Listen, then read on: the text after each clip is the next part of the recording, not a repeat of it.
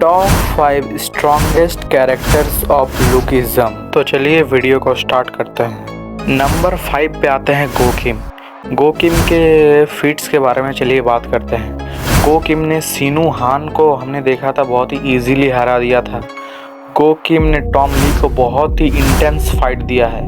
गोकिम ने UI Daniel तक को हरा दिया है, मतलब बोल सकते हैं कि यूआई डैनियल को अनकॉन्शियस कर दिया था। और गोकिम और गन पार्क का फाइट तो आपने देखा ही होगा, कितना ज़्यादा टफ कंपटीशन देता है गोकिम गन पार्क।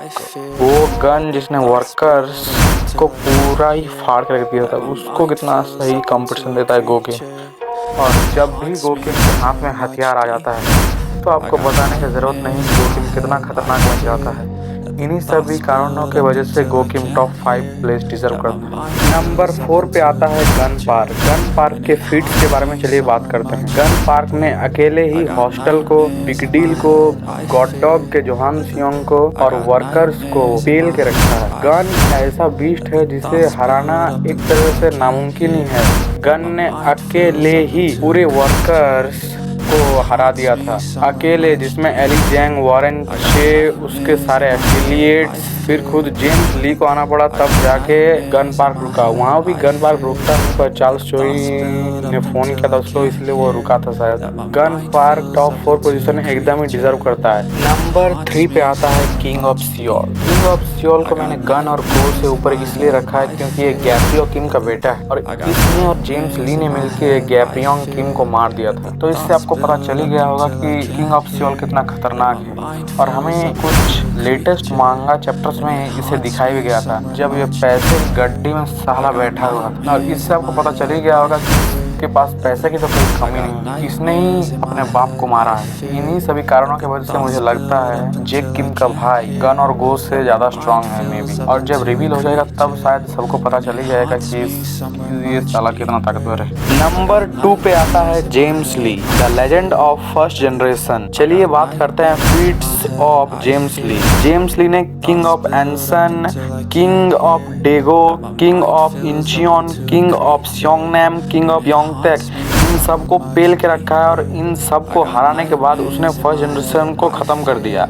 इसीलिए उसे नाइटमेयर ऑफ फर्स्ट जनरेशन भी कहते हैं। ये जब वर्कर्स के आर्क में आया था, जब वर्कर्स बिग डील को हंट करने निकली थी, तब इसने कहा था वास्को, जैक और डेनियल को इसको एक बस मुक्का मार के दिखाई तो मैं बर्नकल्स और बिग डील को यहाँ बख्श दूंगा। तब ओजी डेनियल बहुत ही कष्ट से एक मुक्का मार पाया था इसको बस, नहीं तो वास्को और जैक तो इसको सही से मार भी नहीं पा रहे थे। और जब किंग ऑफ एंसन मतलब टेसो मार फिर से इससे लड़ाई करने आया था, तब उसने एक मुक्का मारा था जरूर जेम्स ली को, लेकिन फिर जेम्स ली ने अपना इनविजिबल अटैक की मदद से उसको भी पेल कर रख दिया। ये चार्ल्स चोई के साथ मिलकर काम करता था और इसने ही गैप्रियोंग किम को मारा है, लेकिन फिर इसने चार्ल्स चोई को बिट्रे कर दिया और ये यूजिन के साथ मिल गया है अभी, है कि ये चार्ल्स चोई का ही दूसरा बॉडी है। क्या ये थ्योरी सही है? आप क्या सोचते हैं? और मेरे हिसाब से ये top 2 rank of course deserve करता है। और नंबर 1 पे आता है one and only UI Daniel, nightmare of second generation. UI Daniel ने सैमुअल सियो, जैक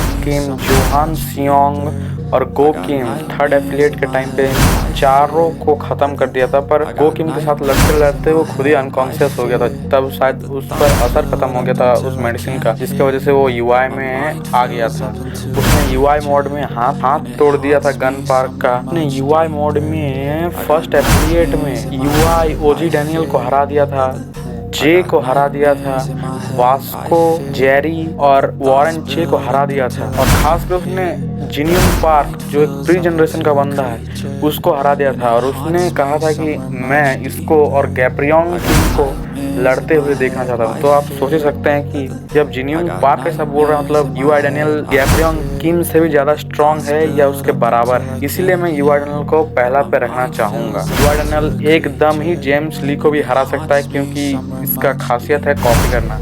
ये किसी के भी मूव्स को कॉपी कर सकता है और उसको एकदम परफेक्टली यूज़ कर सकता है क्योंकि इसके पास है एक परफेक्ट बॉडी। इसी कारण से यूआई डैनियल टॉप 1 पे आता है। आप अपना टॉप 5 लिस्ट मुझे कमेंट कर सकते हैं और वीडियो कैसा लगा कमेंट कर दीजिएगा। Thank you for watching.